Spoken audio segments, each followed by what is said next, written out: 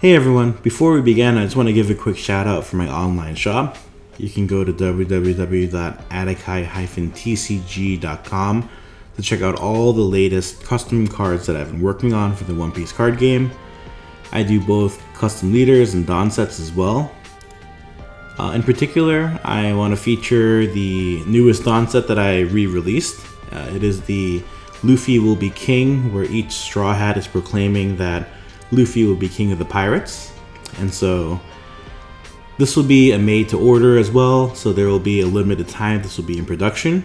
And so don't miss out on it if you like the card and you want to get a set for yourself, because production will be limited to a certain time frame that this will be available for. And so grab it while you can. And so if you guys see here, the card quality is also increased. We are now able to offer textured foil and print onto a higher quality card as well. And so the cards look even more beautiful in person. So if you guys like what you see, make sure to grab it before it's too late. But we'll go back to the video now. Hey everyone, I also wanted to announce some cool news. I recently partnered with Whatnot and am now officially an affiliate. For those of you who don't know, Whatnot is an awesome shopping platform that enables anyone to turn their passions into a business. Here you can find tons of live streams featuring the products that you love, including One Piece boosters, singles, and slabs. Plus, if you use the link in the description below, you can receive $10 free. Make sure to check it out so you don't miss out. Hey everyone, it's adakai TCG here, and today I'm coming at you with another video. This is going to be my very first pre-release guide for OP07, and so as you guys know, we have our OP07 pre-release events happening at the end of this week and then all throughout next week. And so hopefully this guide can help inform you about the approach to take when you're building your deck, some key cards that you should always be taking, as well as give you some insight on a few high value cards that I think you should consider / be on the lookout for. And so again, I've had quite a few good successes with my pre-release events. I've won a few of them throughout OP02 to the current set. And so I just wanted to give you guys my thoughts on it. And so let's get started. Alright, so let's first talk about the leaders. So there are two leaders that I am highly considering for this pre-release event. First being the Usus Captain Kid, the starter cube Usus Captain Kid, the mono green one. This leader is always a really solid choice, no matter what pre-release event you're going to. Mainly because his ability, if you guys don't know, it's activate main. Once per turn, you can rest 3 Dawn, and then you trash 1 card from your hand and then set this leader as active. So this leader is swinging twice, which in a pre-release event, it's super strong, right? And so being able to just Dawn him up, swing twice, you're actually giving value to any dead cards in hand that you pull, which is quite common in a pre-release event. And so just being able to swing twice, that alone can just win you the game, especially if you do it more than once a game, and just pressure your opponent's hand, their life, or even their board as well. And so the other great thing is that he is a 5 life leader, since he's the mono green, and I think in these type of events, having that extra life is almost mandatory unless you have a very, very good reason for taking a 4 life leader.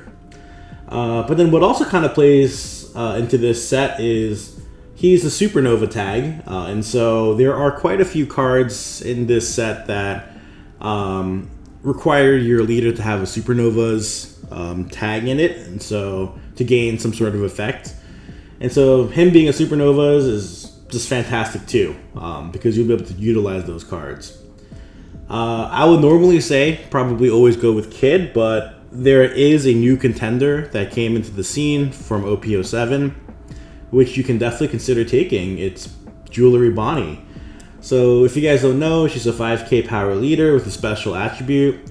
Her ability reads, when an opponent attacks, once per turn you can rest a Dawn, and then rest up to one of your opponent's leaders or characters. This is really good defensively because, again, you're just mitigating the number of attacks that your opponent can use. It messes with your swing order.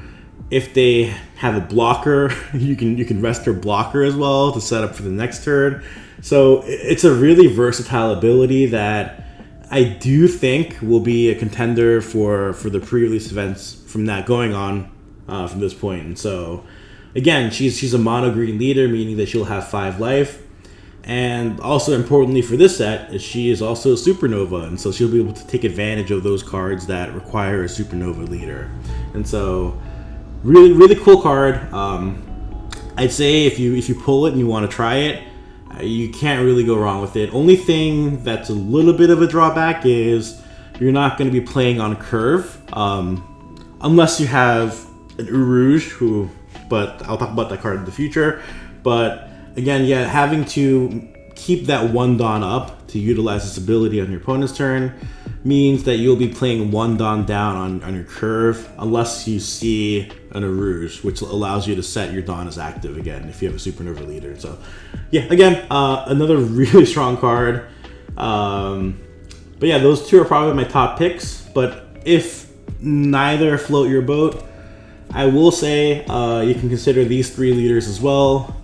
The mono red Zoro, I guess he's the only Zoro leader. Or actually, no, we do have the Sandy Zoro, but yeah, the mono red Zoro is always a very strong card as well. It having a 5k power, but then the leader effect being you just Dawn times 1 the leader, then all of your characters gain 1000 power, and so you are getting a lot of mileage for just a single Dawn. And in this set in particular, there's not too many great Lobby cards, but again, the SEPA effects, even if you have 2 cards on board, or even just 1 card on board too, you're getting double mileage for that leader effect, and so always a solid choice as well. I think you can't go wrong. It just depends on your playstyle. And then there's the purple Luffy. His ability being activate main once per turn. You may take the top card of your life, add it to your hand, and then if you have 0 or 3 or more Dawn, you can add up to 1 Dawn card from your Dawn deck and set it as active. So he is a self-ramper. You are taking your life earlier, making you a little bit more vulnerable, but you are increasing your hand size and you are accelerating your game, which in a pre-release event, if you're able to drop a bigger body first, that oftentimes can just be too overwhelming for your opponent to deal with a pre-release deck, right? And so these decks aren't optimized to handle, a lot of these situations. So whoever is playing these bigger bodies first oftentimes just gets the advantage, right? And so him being able to ramp that way, I think you'll have quite an advantage. And last but not least, we have Charlotte Katakuri. He's a 5k leader, and then what his leader ability does is Dawn times 1. When attacking, look at the top life card, or look at the top life card of either yours or your opponent's life area. Then you can choose to put it either in the top or the bottom of the life area. Then the leader gets 1000 power for the battle. And so for 1 Dawn, you hit that magic 7k number. And in this set, there's a lot of 2Ks actually. I think there's 10 different cards with 2Ks on it, and so 7K will be a little bit more relevant in this pre-release than it has in previous sets too. And so another really good consideration. There are quite a few triggers, but some of the good ones require you to have certain leader attributes like Egghead and stuff, and so. But alas, I think this ability still is quite strong, and could be quite useful too. And just being able to swing 7 consistently is always great too. And so, yeah, another leader you can definitely consider for that. Next, we'll talk about the general deck building rules that I tend to follow across all my pre-releases. First being, take all the blockers. Again, I think in a pre-release event, your opponents and you won't have the same type of removal that you would normally see in a constructed format. And so blockers go a long way. You know, even those chump blockers, there's not a lot of removal for them in this set. And so any blocker means pretty much a guaranteed safe for a swing, you know. And so I would say take all the blockers you can. You generally take all the 2K counters as well. Again, right, this isn't constructed, and so the amount of 2K someone draws from their 6 packs can oftentimes really swing a deck into being a great pre-release deck or a terrible pre-release deck. And so I would say generally take every single 2K counter that you pull.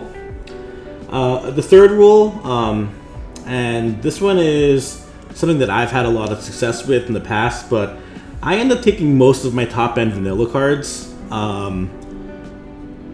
In Constructed, we hardly ever play any vanilla cards, right? Because there's so many good cards and combinations that have on-play effects or certain abilities once they hit the board, but in a pre-release format, certain vanilla cards where you just pay the minimum amount of Dawn to get the highest amount of attack value, they're really strong and they're quite sticky because, again, in a pre-release event, there's not a lot of removal that can happen aside from the swinging into these bodies. And so the bigger bodies you have, the stickier they become, and then the more pressure you're building up and on your opponent. And so yeah, I would say take most top-end vanilla cards, and even some of the mid-range ones too, right? And so again, but if you are going for something in your deck build, these can often be the first things you cut, you know, from that.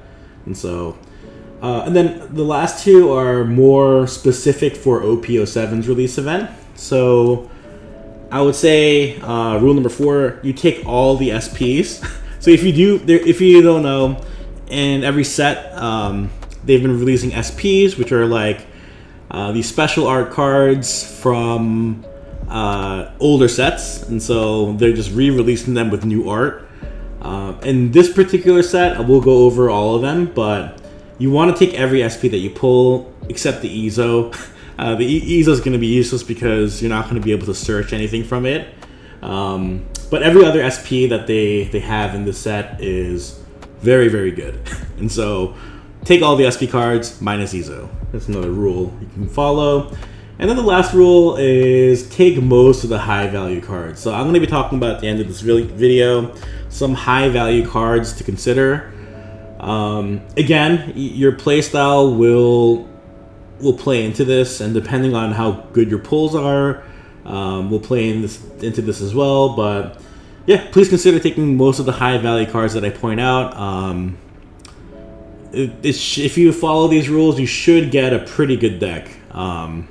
A deck that can probably go positive as long as your opponent doesn't high roll you. And so those are kind of like my general deck building rules that I followed for all of my pre-release events. And yeah, most events that I've played in, I've gone either X1 or ended up winning as well. And so I would say these are pretty safe general guidelines. But again, I always give the caveat, everyone plays slightly differently, so you know your own play style, you know your own habits, and so please don't take this as the end-all be-all of rules. These are just general guidelines that have worked for me. And so first we'll go into the blockers, and the way I kind of broke this out, I don't know if it's as helpful, but it can give you some semblance of how often you're going to be seeing some of these. But I broke them out into the rarity as well, and so that should give you some sort of semblance of which blockers you'll probably see more of, like the commons and uncommons. And then once you get to the rares and SRs, you can expect to see them a little bit less, but they obviously have stronger abilities as well. Some of the ones to look out for, again, the top being the treasure, or SPs and the treasure rare, we do have the 4-cost 5-drop Law that on play you can don -1 to remove. Your opponent has to trash 2 cards from their hands randomly. You got the 5-drop Blocker Kid, the one that lets you ramp a Don anytime you minus a Don. And then you got the 3-drop Doflamingo Blocker that lets you rearrange the top of your deck. All 3 are very, very strong, but all 3 you probably won't see much of because of the rarity of it, right? And so maybe in a pre-release event you might see 1 or 2 across, you know, all the people depending on how big the event is. And so, yeah, again, these are auto includes. All the blockers are pretty much auto include once you pull them. But just, you know, be aware, these are a lot rarer. The Basil Hawkins is quite an amazing card, but does require supernovas.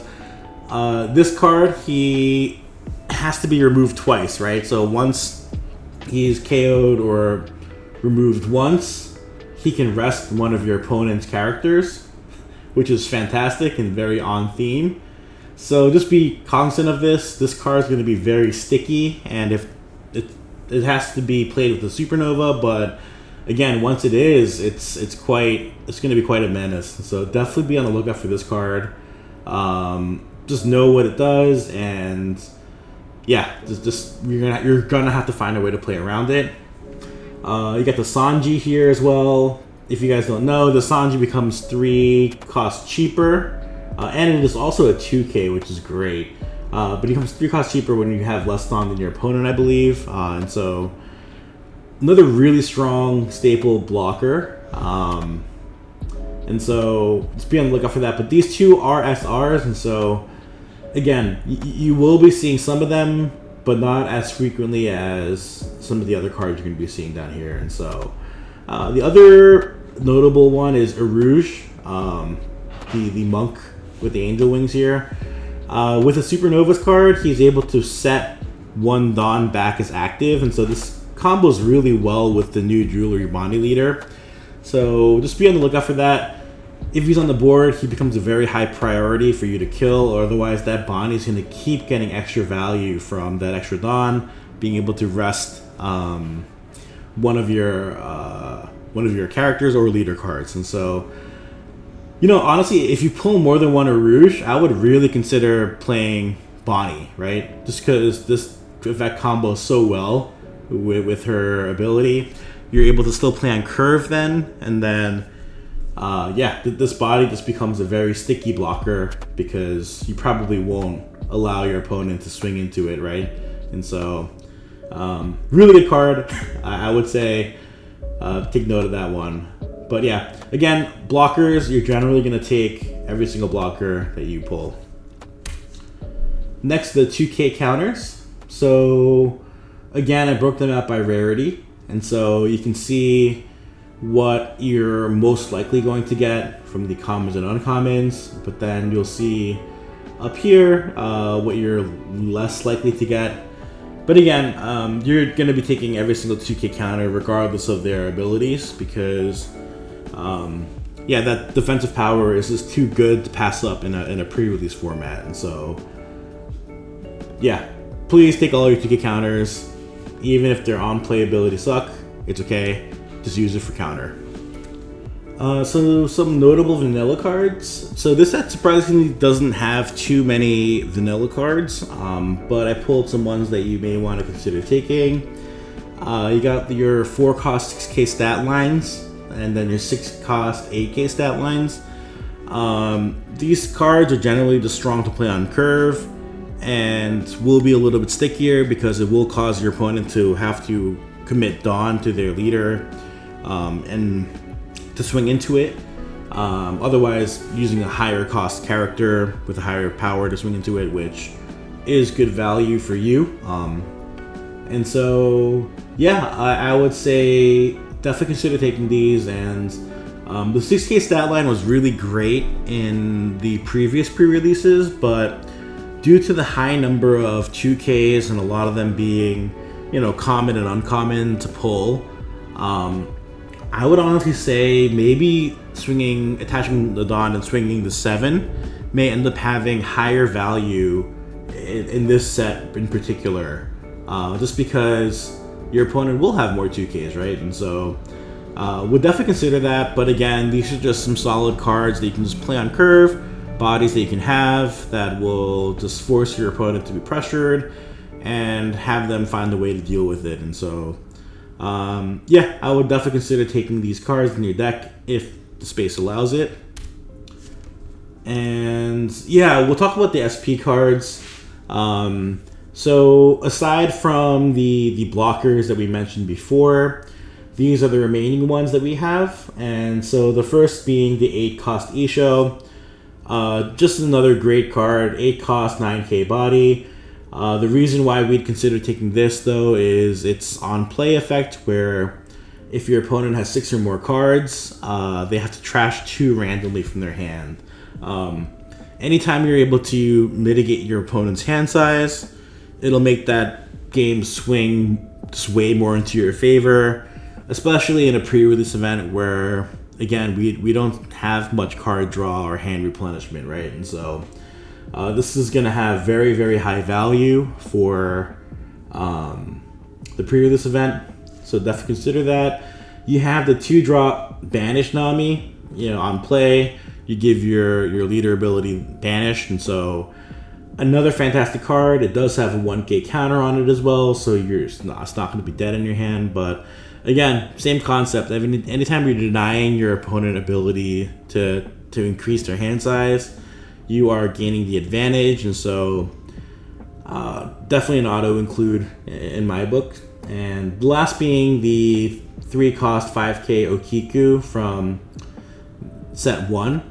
And for those of you who don't know, has a really cool ability. If you attach 1 Dawn to this card, when attacking once per turn, you can rest the character with a cost of 5 or less on your opponent's board. And so, again, some of these blockers that we're seeing are higher costs, right? They're like the 4 cost, 5 cost blockers. And so Kikunoju is a great answer for that. You're able to rest them and either swing into the leader or the different character while resting another blocker. This is such a flexible pick. It doesn't have counter, but again, I would argue that in a pre-release format, this card will just give you so much mileage if you pull it. Definitely consider taking that. Alright, so we're going to go into the high value cards now. And so we'll go through them in my color order. And so first being the Monkey D Dragon. So this is one of the SRs from the set. And again, it has Rush. It is an 8 cost, 9k power card. And its on play is amazing. So you can give your leader or up to one of your characters up to 2 rested Dawn. And so you're playing him out for 8, but then you're recycling 2 of those Dawns immediately. So you're getting more efficiency for that spent Dawn. And so you can almost consider it like you're playing him for 6, right? And then attaching 2 Dawn to either your leader or another character. And so really cool card. It's going to be a really cool finisher. Yeah, it's going to cause your opponent to either pitch a lot of cards from hands or you're able to just swing right into them. And so definitely take this card if you get it. I think it'll be fantastic. Next we have the Jewelry Bonnie. So this is another SR. It's a 5 cost 6k body, has 1k counter, and the effect is on play up to one of your opponent's rested characters or Dawn cards do not become active during the next refresh phase. So it's a very flexible card in that you're denying either a body from restanding or your opponent from being able to refresh that Dawn. And so you're kind of giving the pseudo Magellan effect or a pseudo mini Dofi effect, right? And so really cool, really flexible. I think it being a 5 cost 6k stat line is also fantastic. You can't go wrong with this card, and so definitely include this if you pull it, and just be aware that this exists, and your opponent may deny you from playing on curve, right? And so Another card I would consider is Fisher Tiger. Again, it has the same solid stat line of 5 cost 6k. It does have 1000 counter. And the cool thing is, it's like a mini rush. This character can attack your opponent's characters on the turn it's played. You get like that Dressrosa Coliseum effect, right? The on play you're not going to really get because I doubt anyone's taking a Fishman or Merfolk type leader, but the on play is rested to one of your opponent's 6 cost lower characters.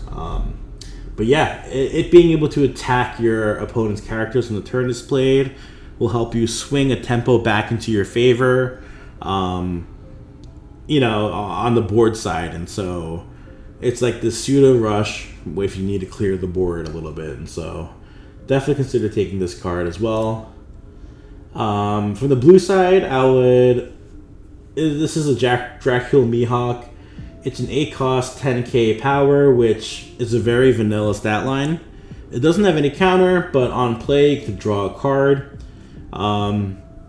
This card is just giving you one card, right? When it's replacing itself as you play it, and it does have a pretty high stat line, and so it could just be a good high-end card to play on curve if you have nothing better to do. And yeah, I would consider taking this too. Once an 8 cost 10k body gets on board, it'll be very, very sticky in a pre-release event. Next card you can consider taking is Boa Hancock. It's a 6 cost 8k power, which is again a pretty good stat line. And its effect is on play, up to one of your opponent's characters other than Monkey D. Luffy cannot attack until the end of your opponent's next turn. So it's negating an opponent from attacking. I don't think that there's only, I think, one Monkey D. Luffy that we care about in this set. But for every other character, you're being able to hit it, and you're basically negating a swing from that character. And so it's more of a defensive pick, but you're still establishing a body that's 6 cost 8k power. And so, yeah, definitely not a bad card. I think be on the lookout for it. It is an SR2 though, and so, yeah, if you pull it, I would consider playing it. Yeah, and this is the one Monkey D. Luffy card that we kind of care about. So this is just a rare card, and it's a 6 cost 7k power. Still a pretty good stat line, but it has a really cool activate main. So it's activate main once per turn, Dawn -3. If your opponent has 3 or more active characters, or 3 or more characters, set this character as active. And so this Monkey D. Luffy is able to swing twice, which is really cool. Sometimes that'll be enough just to finish out a game. And yeah, I would definitely consider taking this card. We're getting to our first event. Now, this event is really cool too. So it's not leader locked in any way, and so you can counter Dawn -1. Up to one of your leader or character cards gains 2000 power during this turn, which is not that great of a value, but you're really taking this for the secondary effect, because then you can rest up to one of your opponent's characters. So yeah, for one Dawn, you're able to basically, if your opponent went wide, has more than one character on the board that's going to swing into you, you're not only able to counter that, but you're able to rest the second character, which is going to be really big in a pre-release event where every swing really does matter a lot. And so it does have a trigger as well. You can add up to 1 Dawn from your Dawn deck and set it as active. So that's also great too, because it's a solid ramp, right? And so if you don't need this counter effect, you can always just ramp up and play something even bigger the following turn. Moving on to black, we got Stussy. This is another SR, and on play, you may place one of your characters in the trash, KO up to one of your opponent's characters. Really good effect. It has no cost limitation on what it can KO. You're just KOing anything on your opponent's board, and it has a pretty high stat line, 9 cost, 9k power. But just be aware, you do need to trash one of your own characters to get the effect, and so just be aware of that, and you kind of have to plan ahead on which character you're gonna be KOing, right? And so, but again, once this hits the board, it definitely will be quite sticky, and so it's another good card to consider. The Rob Lucci of the set also, this is a rare. It's a 5 cost, 6k power. It does have 1k counter. And on play, you may place 3 cards from your trash at the bottom of your deck in any order. Your opponent trashes 1 card from their hand, then you may place up to 1 card from your opponent's trash at the bottom of their deck. Or then your opponent places 1 card from their trash to the bottom of the deck. I think this is a pretty decent card. Again, by the time you're playing this, you probably already have some stuff from your trash because you've been countering out, or maybe characters have been dying. And again, yeah, just anytime you're able to destroy your opponent's hand size, you will gain an advantage. It does have a solid stat line as well, and so I would definitely consider taking this card. We're moving on to our first secret rare, which is the Sabo. It's an 8 cost 9k body, and on play, you have to trash 1 card from your hand, or you may rather trash 1 card from your hand, and KO up to one of your opponent's 5 cost or less characters, and up to one of your opponent's 3 cost or less characters. This card is going to be really, really good. If you pull it, obviously, I think this is a must include, especially because the 5 or less and 3 of less stipulation will hit many of the if not all the blockers that your opponents may have, and so if you look through the blocker list again, a lot of them are sitting at 5 cost and 3 cost, and so if you're able to take out 2 of them, it's going to be a huge swing to you. And yeah, definitely an auto include in my book. Onto yellow, we do have Jinbei, and so he's a 5 cost 6k power, which is a solid stat line. He has a 1k counter. And so this is kind of like a vanilla card, but he does, the reason why I included him is because he has an interesting trigger. So his trigger is return up to 1 4 cost or lower character to your opponent's hand, then add this card to your hand. So you're able to trigger a bounce back of a character to your opponent's hand, either forcing them to replay that card, or most likely you're probably going to bounce a blocker. And so the cool part is, and the reason why I think this is a great card is because after you use the trigger effect, this card doesn't go in the trash, it goes to your hand, so it gets even more value, right? And so definitely consider taking this if you pull it. Yeah, you're netting a card and you're forcing your opponent to be down a character. Next is another staple that we're going to be seeing a bunch of from going forward. It's the Monkey D. Luffy. Sorry, so there's 2 Luffys that we do care about. So that Boa Hancock will not be able to prevent this Luffy from attacking too. That's okay though, but again, this is an SR.